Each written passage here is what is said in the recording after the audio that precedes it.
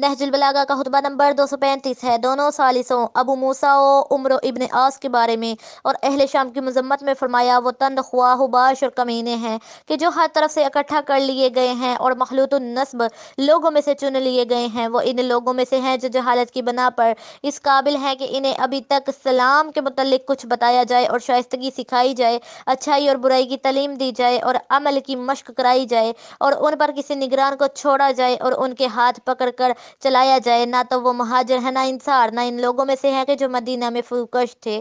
دیکھو اہل شام تو اپنے لیے ایسے شخص کو منتخب کیا ہے کہ جو ان کے پسندیدہ مقصد کے بہت قریب ہے، اور تم نے ایسے شخص کو چنا جو تمہارے ناپسندیدہ مقصد سے انتہائی نزدیک ہے۔